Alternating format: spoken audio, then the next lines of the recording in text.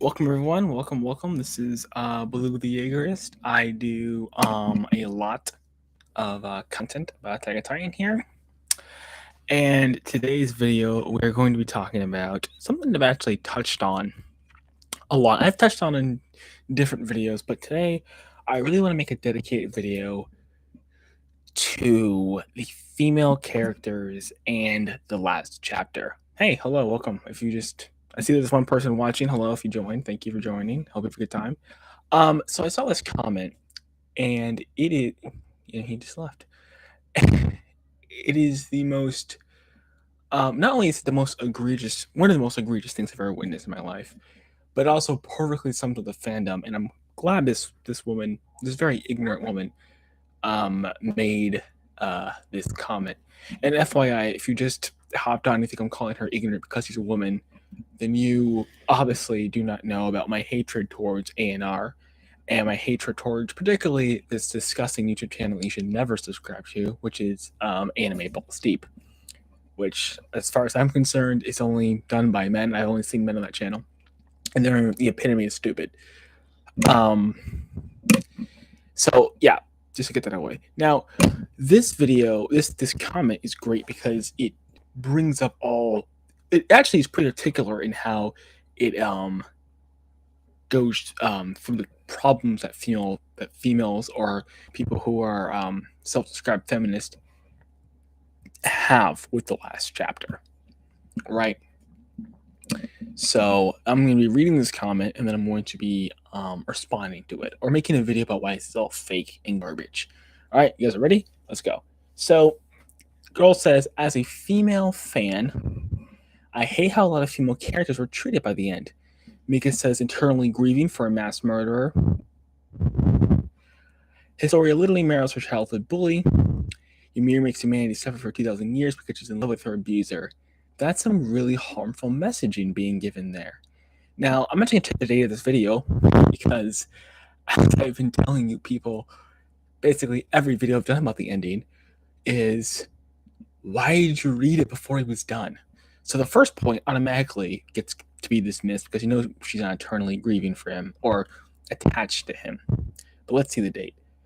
Oh, yep, April 11th. Yep. So I don't even think the leaks were out at that point. So yeah. So again, you're a fool if you read this. Again, I waited to read. I waited months before I read the last chapter because I knew it was incomplete and there was no reason to read it. So I waited months until October. I don't read leaks because that not only does it spoil the fun, it can also be fake. But I waited, and they're also out of context too because you don't get the full chapter. But I waited months to read it, and you should do that if you know it's going to be incomplete. Then you should wait.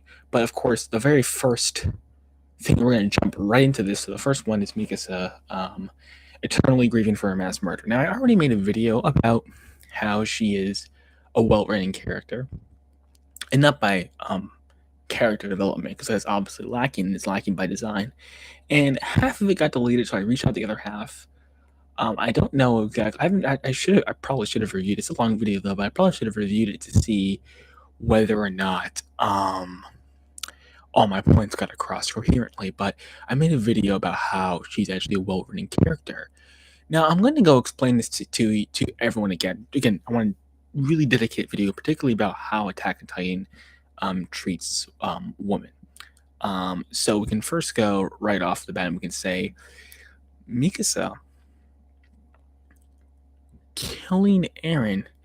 I don't know how this is not female empowerment, right?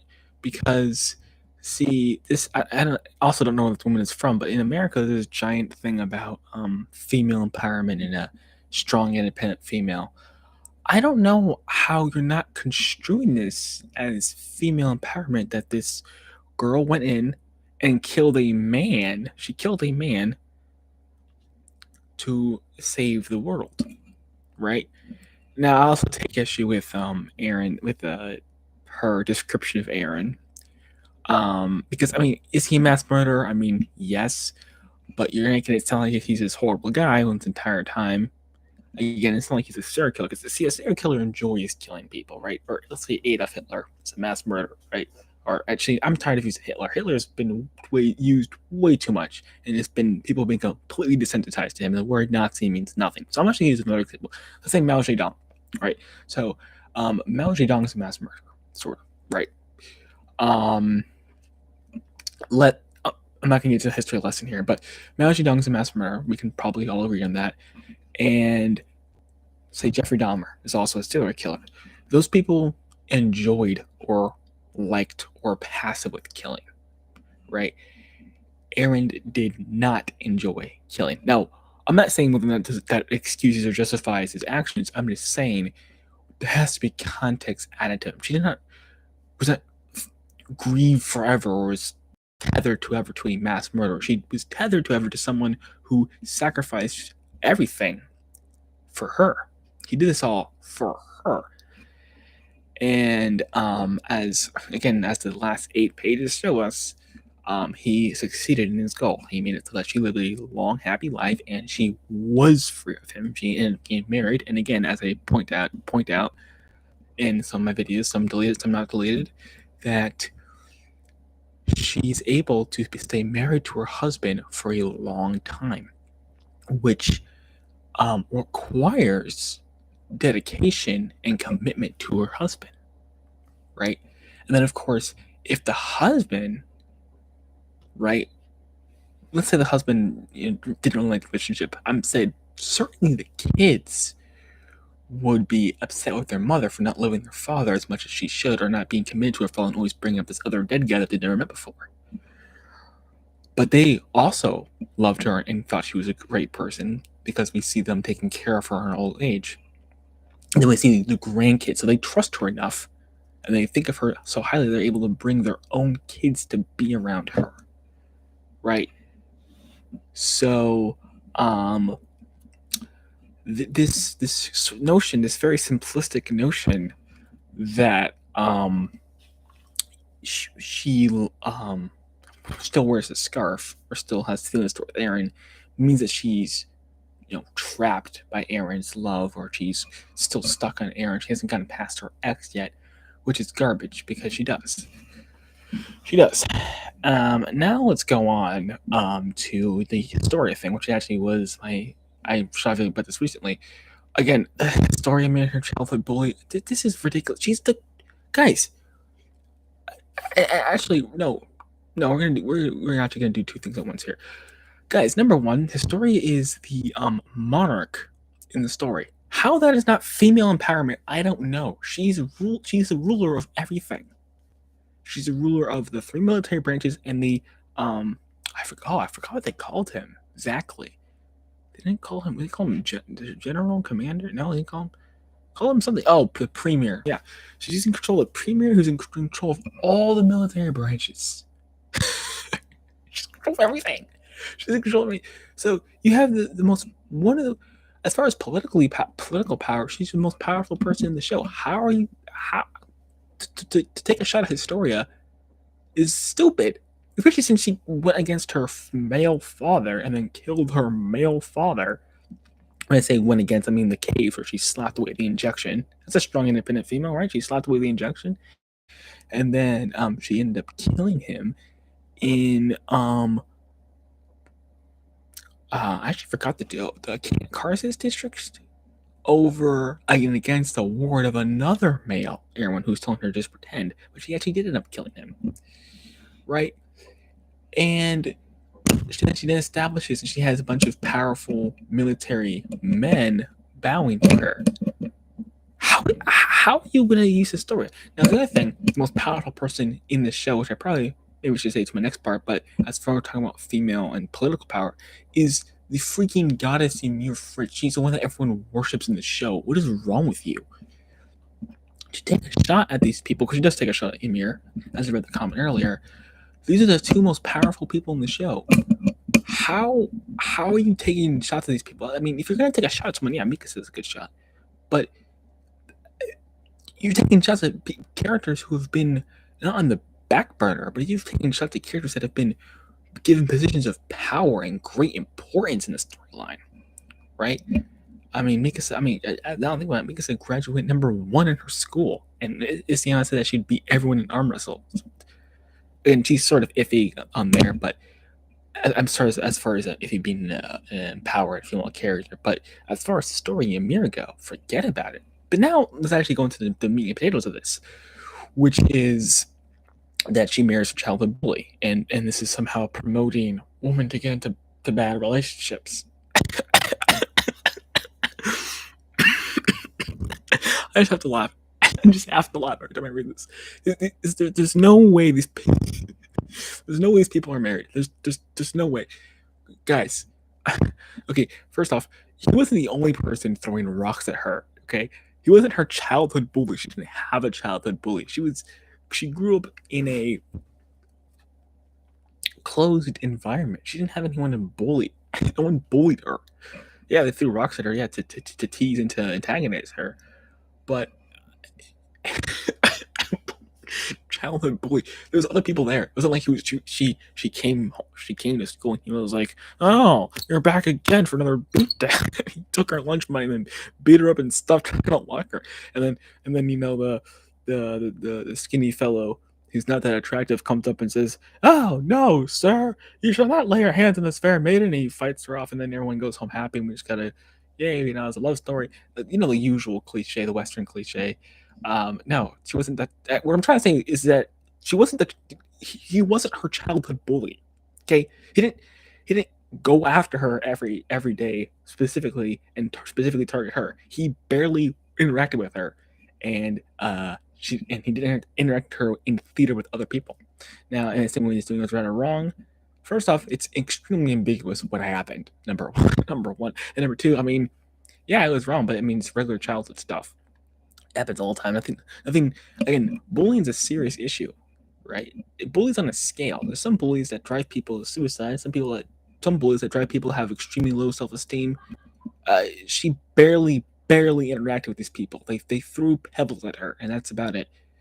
Again, I mentioned in my other story video, if you've been married for over a decade, you have done worse things to your wife than throwing rocks at her. Your wife has done worse things to you than throwing rocks at you. And what did I say in my last video as well? The people who hurt you the most hurt you from inside. This random stranger throwing pebbles at her did not hurt her even close to the universe as her mom did and her father did. They simply didn't. Now, I'm supposed to believe that this means that I'm supposed to believe that Isayama having her marry her childhood bully, I'm supposed to believe that is encouraging women to marry people who are mean to her. Well, that's stupid because again, the whole case thing that she ends up killing her own dad. That's garbage. That is garbage, bro. It looks like the dad's still there. I mean, she's 4 years old or 3 years old when we last see her. She's still being revered by all because she's again the most powerful person in the world. Because LV is now the most powerful nation in the world, thanks to Eren, and she's the most powerful person in the world. And also, she's a major plot point because she's able to guarantee safety of the Alliance back onto the island. Right? Because if it wasn't for Historia, they would have not gone to the island. So her story played a massive role. Okay. Now, again, her going after the establishment, her killing her dad, her going against the word of a male commander, a very honorable male, Commander Erwin, and actually killing him herself. I think there's enough there so that there's not a message that girls should marry people who are mean to her. That's definitely not the message. Especially considering the Ymir subplot. I'm talking about Ymir, Freckles Ymir. You're stupid if you think that. The reason why I'm using such strong language here is because it's incredibly infuriating to see someone make something so special that you are not going to see again in your life, especially the anime version, and to have this tarnished and given not constructive or reasonable criticisms, but given garbage criticisms, clickbaity criticisms, because you're mad. Again, why are you making comments about this the second it drops? That's the other thing. You're gonna ingest something this complex, this deep, and then put your 2 cents in right away. That's bogus. But anyway, so she's shown that she was a fake. She did play a role in society, which you thought society would want her to do. She did do all this. She was a good little girl. And then Ymir caught up with her and said, "This is nonsense. Live for yourself. Ridiculous. Don't live for anyone else. Live for yourself." And then she did. And then she became the queen of everybody. And then after Aaron's actions, became the most powerful person in the world. So, yeah. Again, there's your strong, independent female. That's what you want, right? You want a strong, independent female. She's the queen. Okay. All right. Now, for the next one, Ymir makes me separate for 2,000 years because she's in love with her abuser. That's some really harmful messaging being given here. This is, I'm glad you say the best for last because this is the again. She goes for Mikasa, which is sort of reasonable. I mean, not it's not sort of reasonable. It's dumb too, but it's the most reasonable of all these. Then she goes on to Astoria, and then she says the best for last, which is Ymir, which is the best message for women everywhere. The best message. Again, what exactly is she saying the messaging is? Is she saying the messaging is that it's good? Is she trying to say that Isayama or as a fandom? I should probably say the fandom. So fandom trying to say that it's good. That Isayama was saying that it was good to oppress people for 2,000 years because of her love or her Stockholm syndrome. He's not saying that at all. And what he's trying to say is women need support and they need help. They need help and they need support. Because again, there's a lot of women who are in a bunch of ridiculous relationships for no reason. You think that just because you got your tongue cut out and your parents killed that you won't love the guy? Because you will. It happens all the time. Again, I told you actually in the deleted video, I told you a story about how I had to break up a situation where there was a fight between two individuals. One of them actually needed medical attention. I think he actually threw a bottle at her. And the police come, they sort everything out, and then she comes back to the guy for whatever reason. And I told you about this other girl that I knew who was in an awful relationship, and had she not had the strong support system that she had, she would have stayed in that awful relationship, right? I mean, even her own father was telling her to stay in that relationship. It was utter nonsense. This happens to girls all over the place, all the time. And Isayama is trying to say that it's good. It's good to go against what your lover says and do the right thing. That's the point of this. That's the point of this, guys.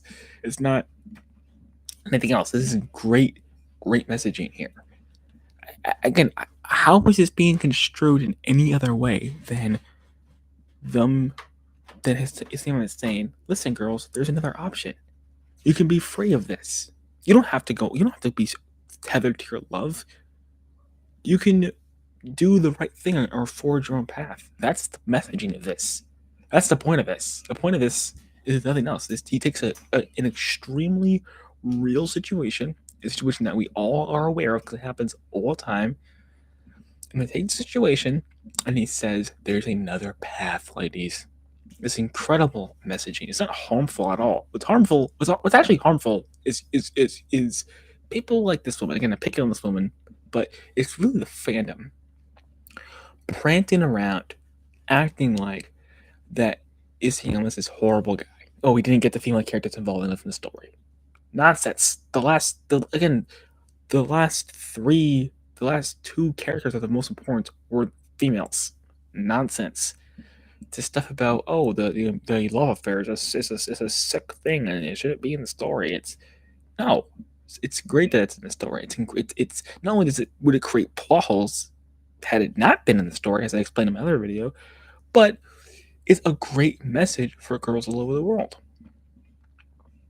So all these disgusting criticisms about Isayama being a chauvinist or misogynist, whatever word you want to call him to discredit his work for whatever reason, why? And again, for all of the female fans who don't like the story, I would really have to ask why, or maybe reread again or think about it, because it'd be dumb of you to not to. I'm not saying you have to like it. I'm saying you can't say Isayama's this or this way, because he makes the story incredibly centered on female characters, and then he gives a great message at the end about freeing women from bad relationships, which is the point of that story. So anyway, I hope that you found this video useful. Hope you liked it. This has been Billy with the Jaegers, and I'll see you in the next video.